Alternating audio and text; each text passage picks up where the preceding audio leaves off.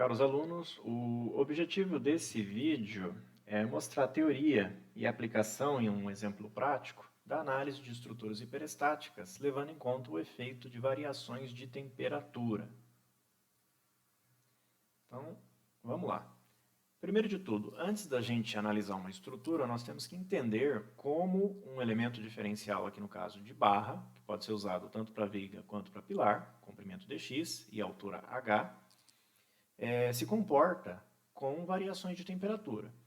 Temperatura T1 na parte de cima dela e T2 na parte de baixo. A linha pontilhada aqui indica a linha neutra, que eu vou assumir simplificadamente que está bem no centro de gravidade da seção.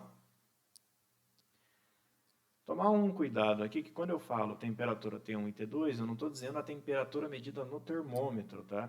Por exemplo, se esse elemento estrutural foi construído num dia que estava 20 graus Celsius de temperatura ambiente, eu sei que dizer que ele foi construído num dia é um exagero, mas vamos assumir que ele pudesse ser construído exatamente em um dia, com temperatura de 20 graus Celsius, e dali um ano a temperatura do lado de fora, na parte de cima, está em 35 graus e a temperatura dentro, digamos que tem um ar-condicionado, está em, vamos dizer que a pessoa gosta de frio, 18 graus.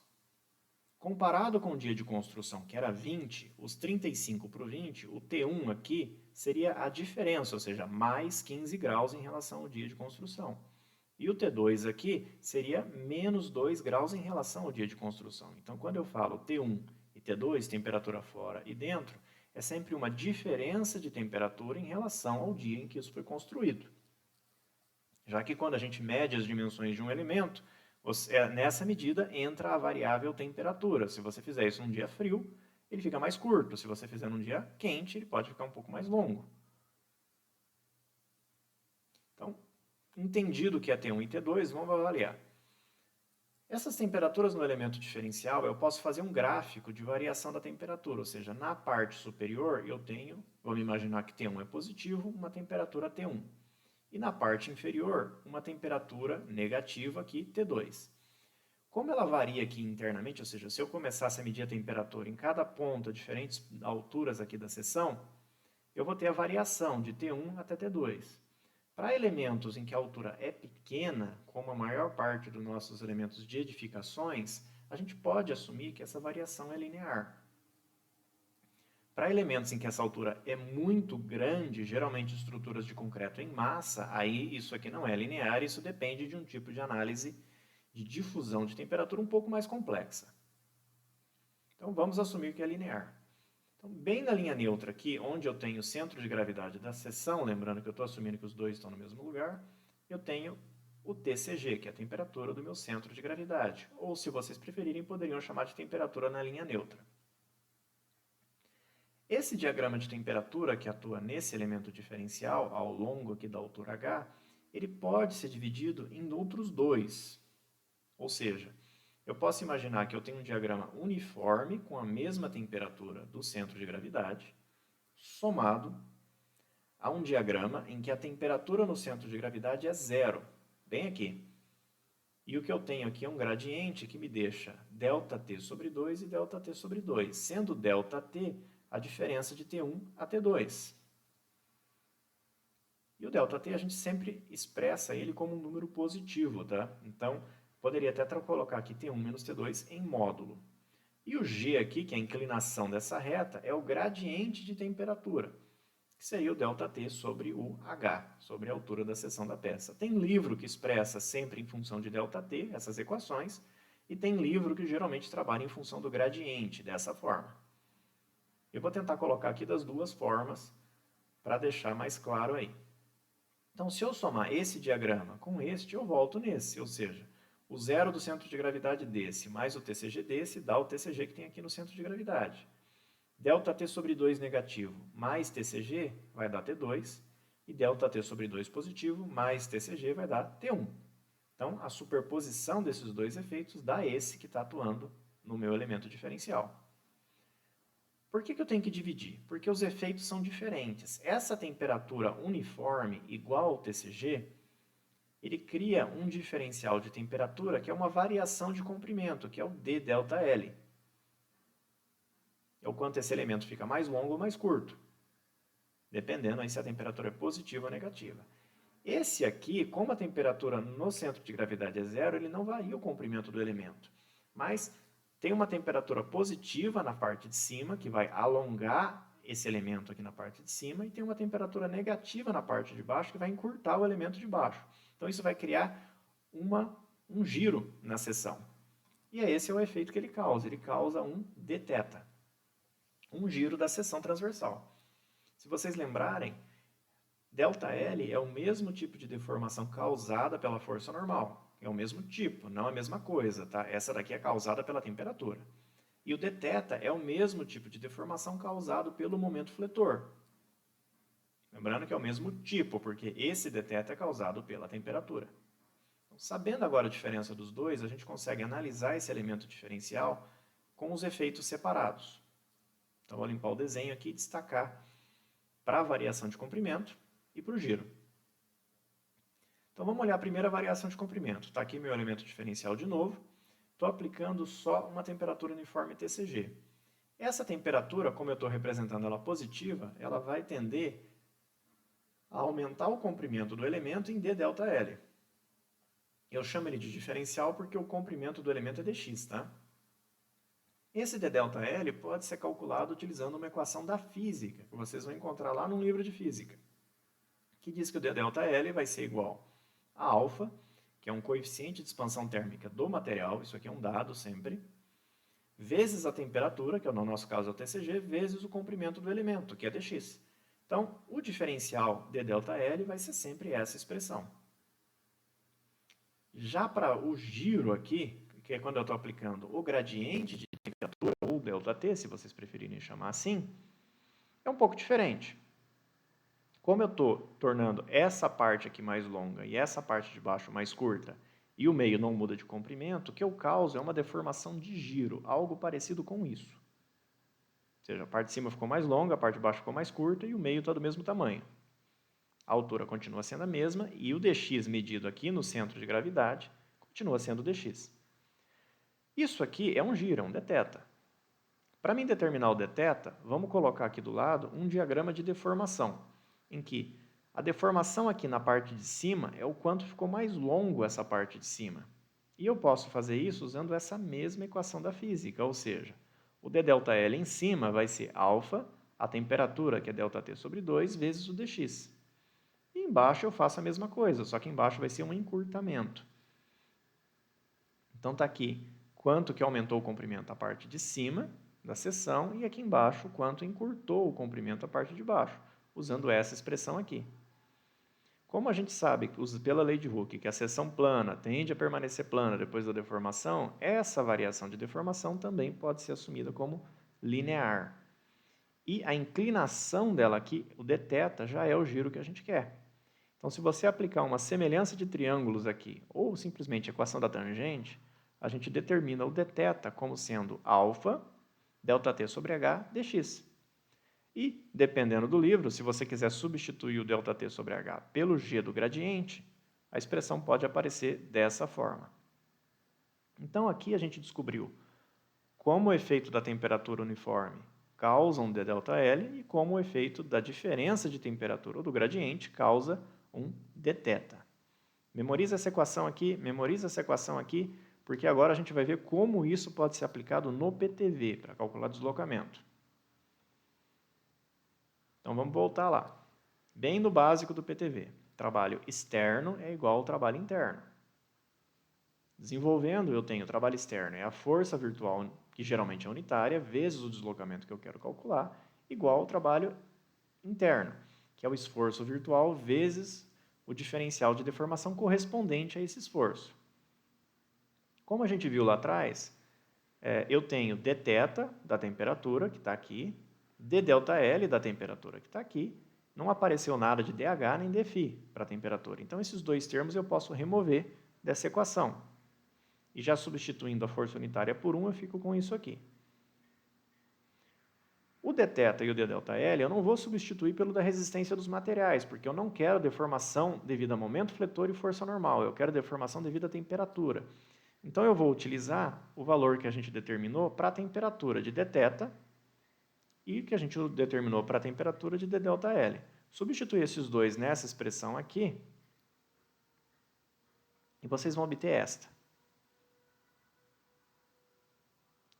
Agora, se a gente lembrar que essa integral de 0 a L ela vai ter que ser feita barra por barra da estrutura. Então, eu vou ter que quebrar L e colocar um somatório da barra 1 até a barra N, que é a última. E para cada barra, a altura da seção costuma ser constante, então isso pode sair da integral. O ΔT também costuma ser constante, ele pode sair da integral. E o alfa, que é o coeficiente de expansão térmica, costuma ser constante e pode sair da integral. A mesma coisa aqui, ó. Pode tirar o alfa dessa integral e pode tirar a temperatura do centro de gravidade, que costuma ser constante. Então, essa equação vai se transformar nessa daqui, com um somatório para a barra 1 até a barra N, nos dois termos. O que a gente tirou da integral alfa ΔT sobre H, nesse aqui, e aqui o alfa TCG. Sobrou essa integral, que é a integral de 0 a LI, do momento virtual dx, e esta integral de 0 a LI da normal virtual dx. O que é isso? Essa primeira integral, se você lembrar lá do cálculo, ela representa a área do diagrama de momento virtual na barra. Ou seja, como a gente aplica uma força unitária, o diagrama é linear. Então, ou ele é um diagrama constante, ou ele é um diagrama triangular, ou ele é um diagrama trapezoidal. A área do diagrama vai ser a área de um retângulo, de um triângulo ou de um trapézio, algo que vocês já conhecem as equações. E esse aqui é a mesma coisa, é o diagrama de normal da normal virtual. Como eu apliquei uma carga unitária, geralmente a normal costuma ser constante ao longo da barra. Então, isso aqui vira, na maioria das vezes, a área de um retângulo. Como também a gente vai ter que usar essa equação misturada com o efeito de momento fletor, e a tabela de Kurt-Bayer, para considerar momento fletor, ela não me dá o delta, ela me dá E e C delta. Eu tenho que multiplicar tudo isso aqui por E e C, obtendo essa expressão aqui. Isso aqui sim, eu posso somar aqui na frente o termo para momento fletor, o termo para deformação por força normal, o termo para deformação para variação de comprimento de barra, para recalque de apoio e assim por diante. Então, esse aqui finaliza a teoria de como a gente considera efeito de temperatura no cálculo de deslocamento. Então, para a gente entender agora melhor, vamos fazer um comparativo. Estrutura isostática, estrutura hiperestática frente à variação de temperatura. Isostática vocês já viram em mecânica 2, então vai ser uma revisão. Hiperestática, vamos analisar aqui qual que é a consequência disso. Um efeito comum às duas é que, tanto na estrutura isostática como na hiperestática, temperatura causa deslocamento. Ela varia o comprimento da barra, varia a curvatura dos elementos. Então, eu tenho deslocamento nas duas, tanto na isostática como na hiperestática. A diferença começa aqui. Na isostática, como ela só tem vinculação para parar de pé, temperatura não causa reação de apoio. A estrutura tem um mínimo de vinculação, então ela é livre para variar de tamanho sem nenhuma restrição. Já na estrutura hiperestática, como eu tenho mais vínculos do que o necessário para manter a estrutura estável, alguns desses vínculos vão tentar impedir uma deformação. Pensa, por exemplo, numa barra com engaste em cada extremidade. Se eu aquecer essa barra, ela vai tentar ficar mais longa. Só que pelo fato dela ter um engaste de cada lado, esses engastes não vão permitir isso e vai aparecer uma reação de apoio causando compressão na barra. Algo que não aconteceria na estrutura isostática, que seria uma viga biapoiada sendo aquecida. Como tem um apoio móvel, ela vai ficando mais longa e não aparece reação nenhuma. E por consequência disso, se não tem reação de apoio na isostática, também não tem nenhum momento fletor, nem cortante, nem força normal, nem torção.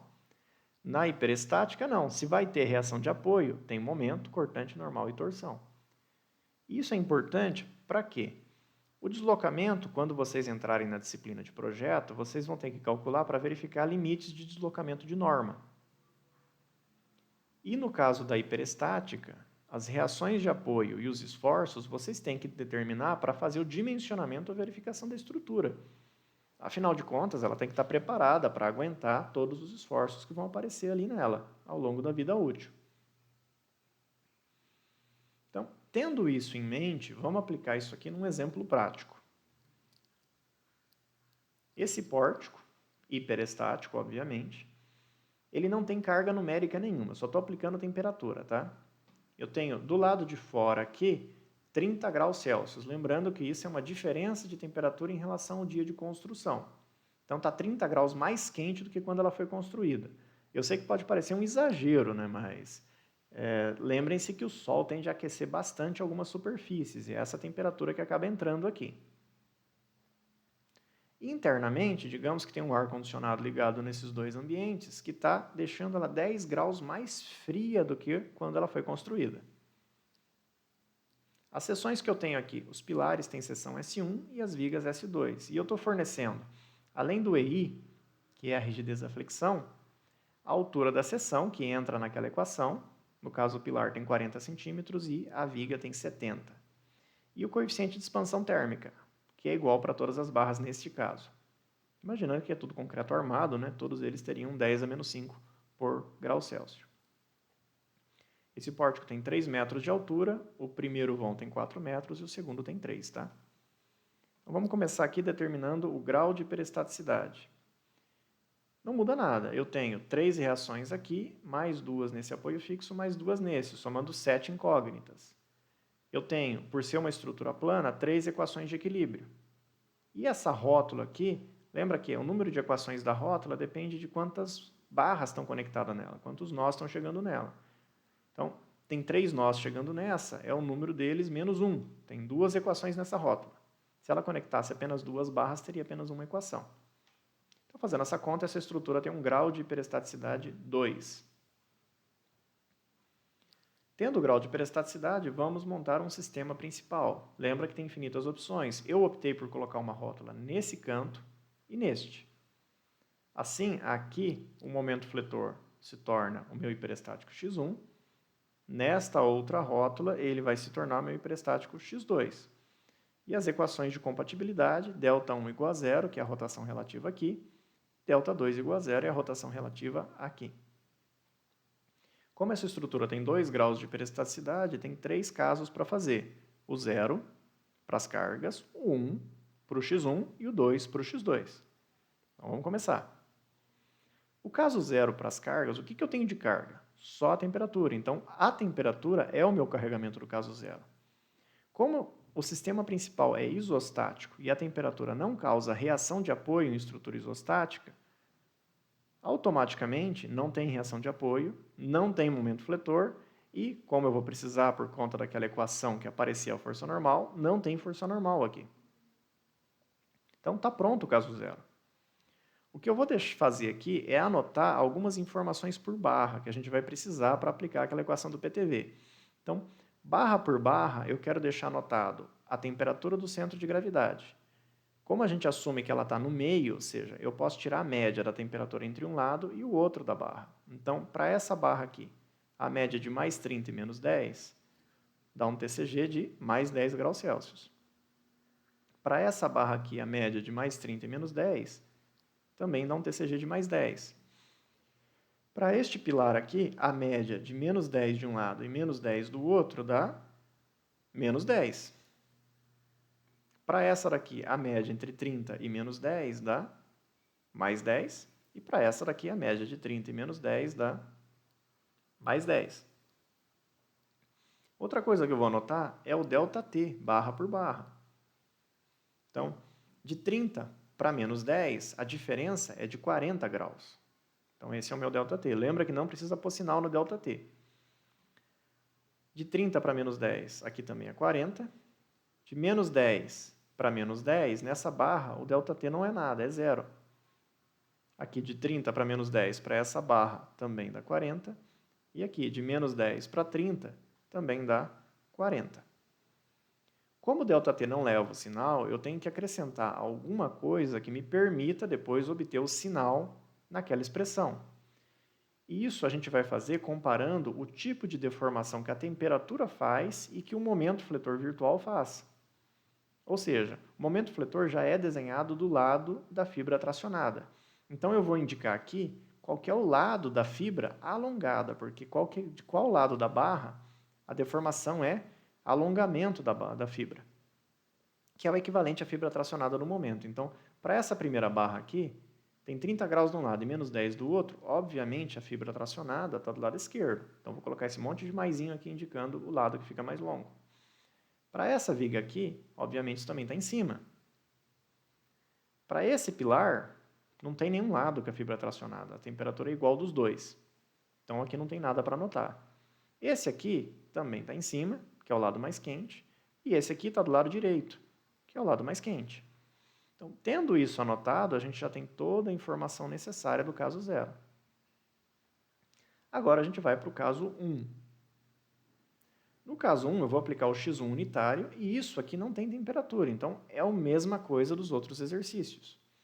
Eu vou aproveitar isso para calcular as reações de apoio, começando por aqui. Ó. Momento nessa rótula olhando para baixo, me permite calcular essa reação de apoio, que é 1/3 para a esquerda.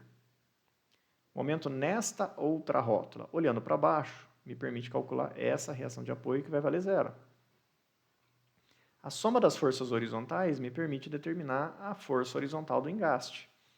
Dessa forma.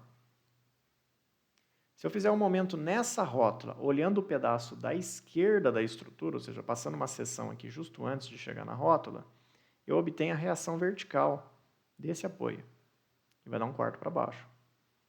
O momento nessa rótula, olhando para a direita, ou seja, passando uma seção aqui do lado direito e ficando com o pedaço da direita, me permite obter a reação vertical do apoio, que é 0. E a soma das forças verticais na estrutura me permite determinar a reação vertical do engaste, que nesse caso é 1/4 para cima. E agora só falta calcular o momento fletor desse engaste. Se eu fizer um momento nessa rótula olhando para baixo, ou seja, passando a seção justo aqui e ficando só com esse pilar, vocês determinam o momento fletor do engaste, que vale 1 horário. Com todas as reações, vamos fazer o diagrama de momentos, o M1. O momento aqui é 0 e aqui na rótula é 1, tracionando do lado de dentro. Então, de 0 até 1, diagrama linear, e aqui de 1 até a rótula que vale 0, o diagrama também é linear.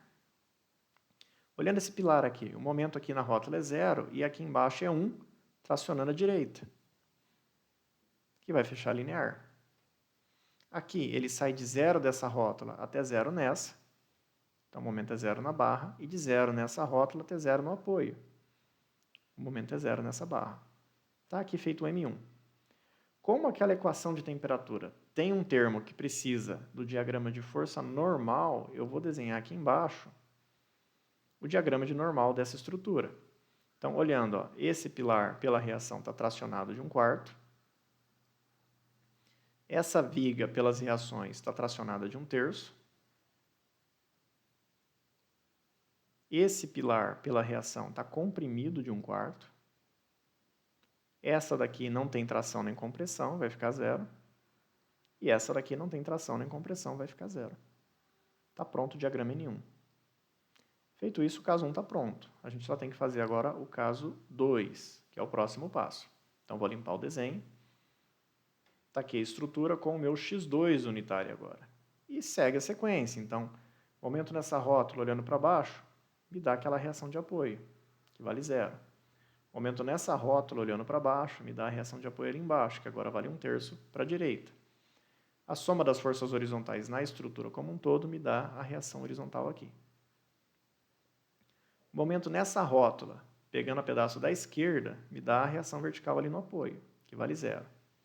Momento ainda nessa rótula, pegando o pedaço da direita agora, me dá a reação vertical do apoio direito, que dá 1/3 para baixo.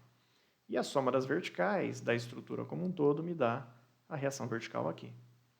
Por último, um momento nessa rótula, olhando para baixo, ou seja, eu fico só com o pilar, me dá o momento fletor do engaste. Tendo todas as reações, vamos fazer o diagrama. Momento 0, diagrama linear. Momento 0, diagrama linear. Momento 1, tracionando à esquerda. Momento 0, linear formando um triângulo. Momento 0, e aqui esse 1 traciona a parte de dentro. Faz um diagrama linear, e aqui 1 tracionando dentro com o momento 0. Diagrama linear. Está feito o M2. Novamente, eu preciso do diagrama de força normal para a temperatura. Então, vamos anotar ele aqui. Esse pilar não tem normal. Essa viga também não tem normal. Esse pilar tem compressão de 1/3.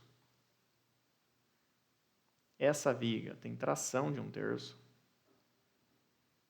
e esse pilar tem tração de 1/3. Está feito o diagrama N2. Agora que eu tenho caso 1, 2 e 3, caso 0, 1 e 2 resolvidos, vamos deixar anotado o que falta para a gente fazer as combinações. Ou seja, eu preciso adotar uma rigidez de comparação. Nesse caso, eu estou escolhendo a rigidez da viga, que é 5 vezes 10 a quarta kNm², ou 50.000 kNm². E a gente precisa calcular o comprimento equivalente das barras. Seguindo essa expressão aqui que vocês conhecem, com esse EIC, a gente vai obter esses comprimentos equivalentes. Lembrando que o comprimento equivalente só vai ser usado com a tabela de Kurt-Bayer. Aquelas expressões que a gente obteve para a temperatura não usa isso. Usa apenas o comprimento real da barra. Isso aqui só funciona na tabela de Kurt-Bayer. Então, tendo toda a informação, vamos começar a calcular os fatores de carga e as flexibilidades.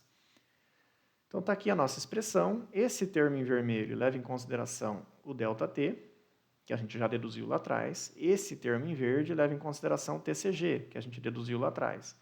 Esse aqui é o bom e velho que leva em consideração a deformação do momento fletor usando a tabela de Kurt-Bayer.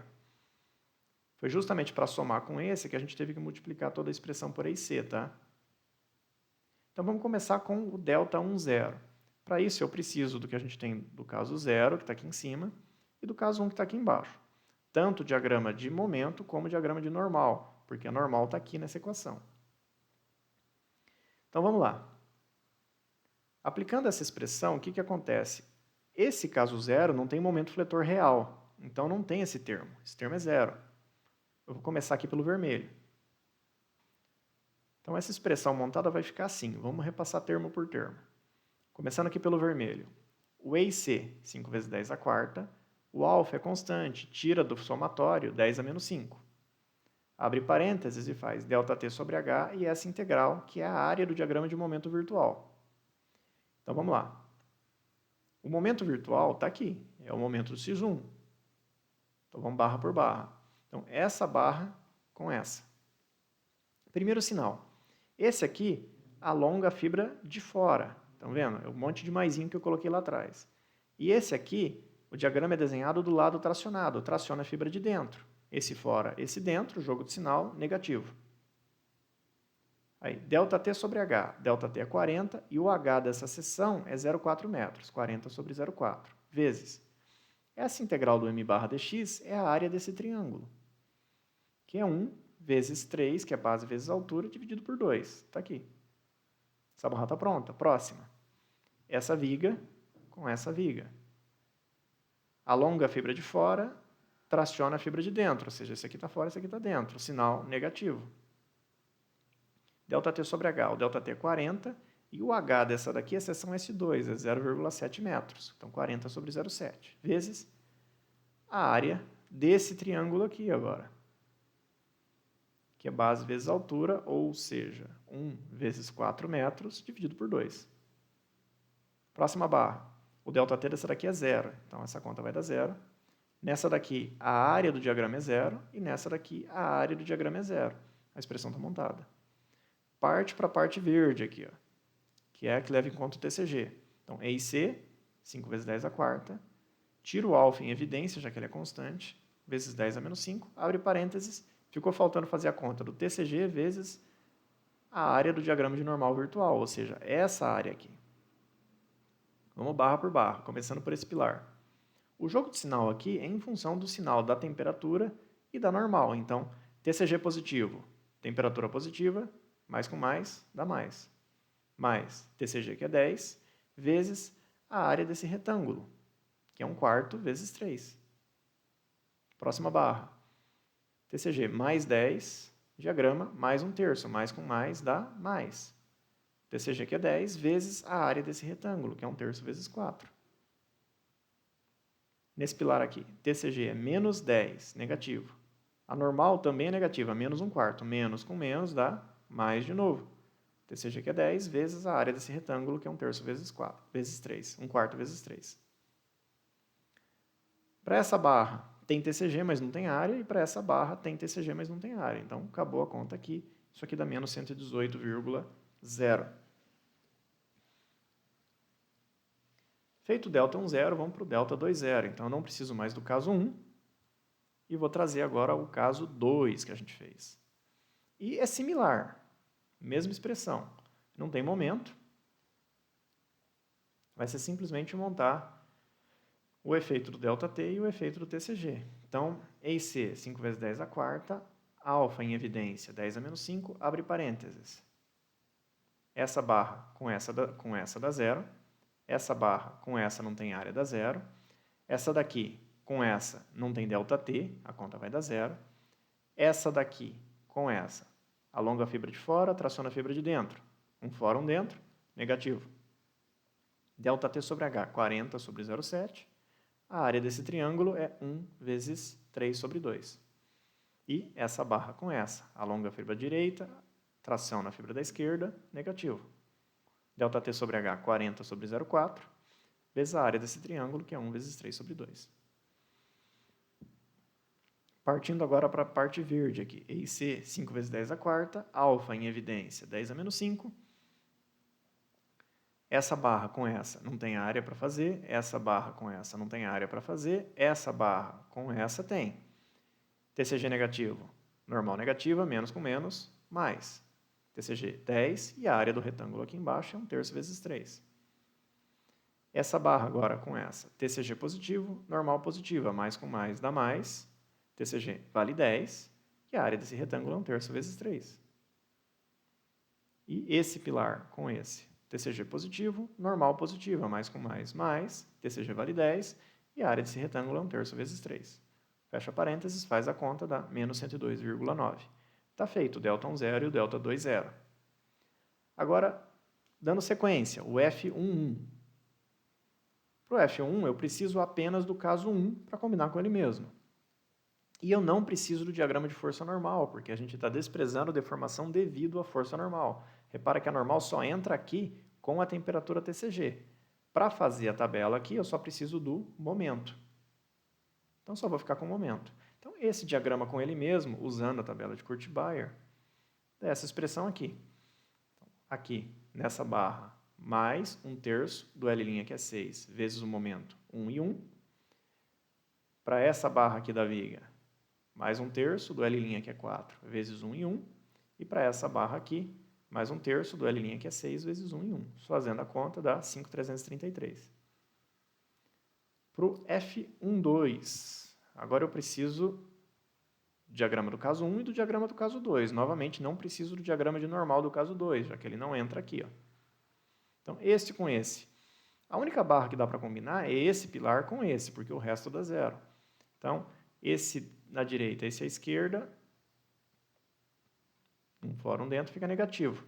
Triângulo, triângulo, 1/3 do L' que é 6, vezes o momento de um que é 1, vezes o momento do outro que é 1. Essa conta vai dar menos 2. E o último, que é o F22, que é combinar esse com ele mesmo. Então, vai ser esse triângulo com ele mesmo, 1/3, 6, 1 e 1. Esse triângulo com ele mesmo, 1/3, 3, 1 e 1. E esse triângulo com ele mesmo, 1/3, 6, 1 e 1. E essa conta dá 5. Tendo todos os parâmetros aqui, a gente consegue montar o sistema de equações. Lembrando que ele tem essa estrutura, se a gente já deixar ele multiplicado por EIC, e substituindo aqui, a gente tem isso. Então, ΔT1 e 2 é 0 e 0, EIC ΔT1 0 e EIC ΔT2 0 é menos 118 e menos 102,9. EIC-F1 e EIC-F21 é 5.333 e 2. E EIC-F12 e EIC-F22 é menos 2 e 5. Resolvendo isso daqui da forma como vocês acharem melhor, vocês vão achar x1 de 35,11 e x2 de 34,62. Fazendo a superposição de efeitos para a gente chegar no diagrama final, ou seja, somando o caso 0 mais o 1 vezes x1 mais o 2 vezes x2, a gente tem aqui vai ficar o valor de x1, que é 35,11, aqui o valor de x2, que é 34,62, e superpondo as reações de apoio, ou refazendo o equilíbrio, vocês vão obter esses valores. Dá até para refazer o equilíbrio aqui se vocês preferirem, tá? Mas como a gente já calculou isso daqui nos 3 casos, façam essa equação e você tem os valores finais. Como a gente tem o diagrama de momento e normal, se você fazer essa conta naqueles dois diagramas, você também obtém os diagramas finais diretamente, só precisaríamos disso para fazer o cortante. Então, deixando aqui em detalhe as reações e os hiperestáticos, a gente consegue usar isso para traçar o diagrama de momentos, ou faz a superposição direta dos três diagramas que a gente montou. Preciso disso para fazer o cortante, vai dar assim. E poderia fazer a superposição dos diagramas de normal ou usar isso aqui para obter o diagrama de força normal. Observem, por ser temperatura, o diagrama de momentos não tem carga distribuída, ele é todo linear. E se o momento é linear, o cortante é todo constante. E a normal também, se não tem carga distribuída, ele é todo constante nas barras. Então, esse é o resultado final para o efeito de temperatura. Então, se eu fosse dimensionar essa estrutura, eu precisaria considerar esses esforços devido à temperatura no dimensionamento também, além dos esforços devido ao carregamento numérico que essa estrutura vai ter e, possivelmente, algum recalque diferencial se ele for previsto. Bem, o objetivo era esse, espero que isso possa ajudar um pouco vocês na solução de outros exercícios e até mais.